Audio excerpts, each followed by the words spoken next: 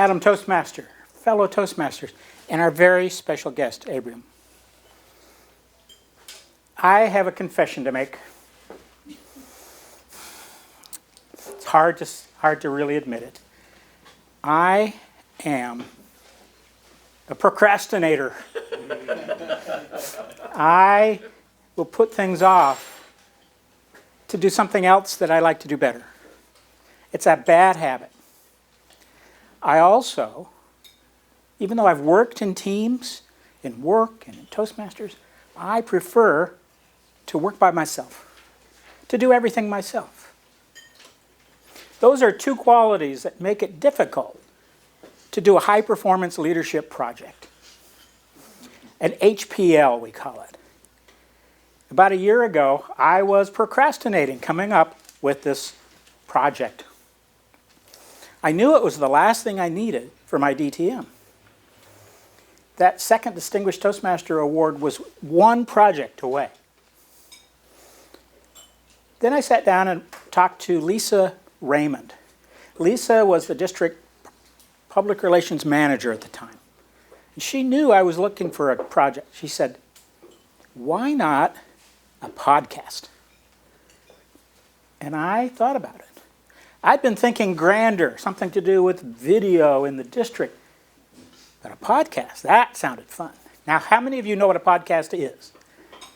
Okay, almost everyone. If you don't know what it is, it's simply a recording, an audio recording on a topic. It's on the internet, and you can download it, usually for free, put it on your phone, and play it anywhere, anytime. Driving, walking, sitting at home. I thought about it, and I said, that's a great idea. Then I had to start the process. Now, the High Performance Leadership Project is a very structured program. There's a manual that goes with it, just like all good Toastmaster projects. And it required me first to select a guidance committee. Now, the guidance committee was not there to do the work of the project. They were there to help me, to be my advisors on the process, the steps, helping me through any rough spots, give me suggestions, but they weren't the ones doing the work. Who's doing the work? Well, that's what I called my action committee.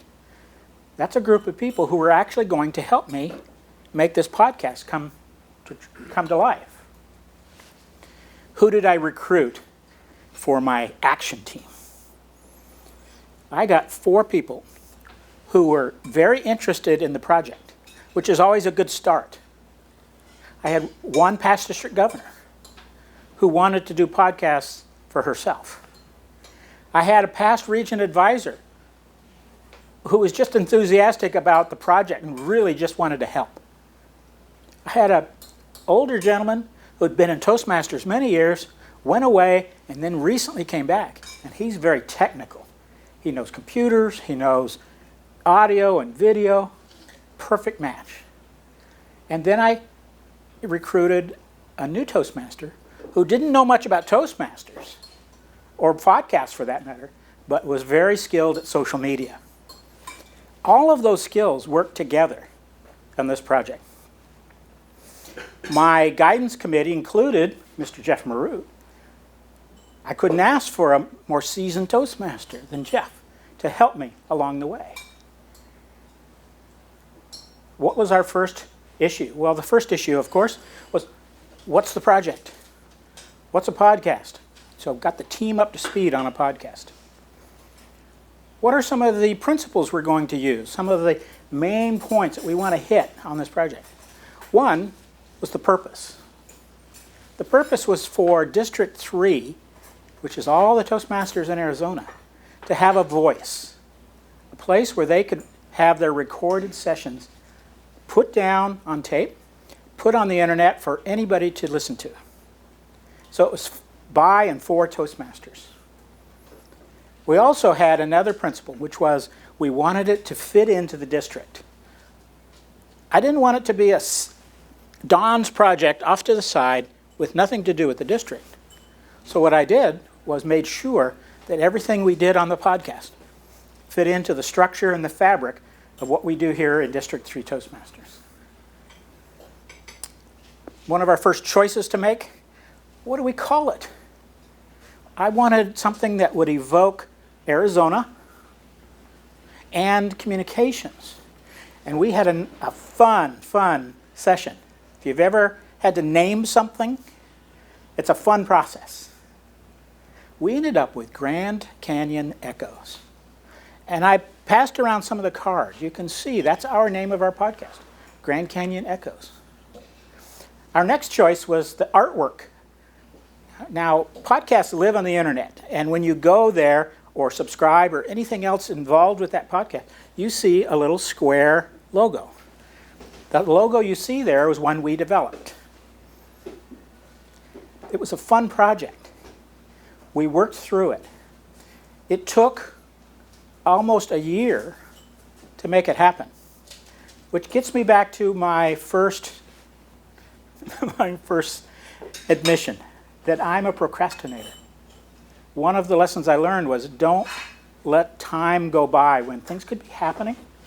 Don't let my slack in not getting something done or not reaching out to the team. Don't let that stop the progress.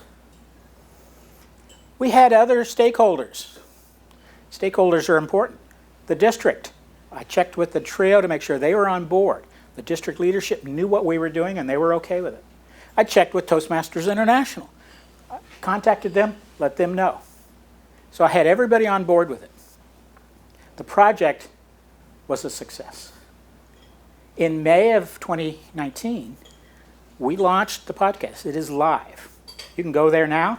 The website's there. Or you can use your favorite podcast streaming service. We went live and we had a table at the conference. It was a great experience.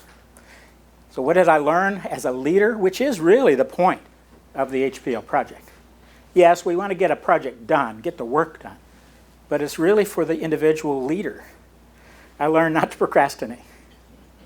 And I also learned that this team did a lot more as a team than I could ever have done, just on my own.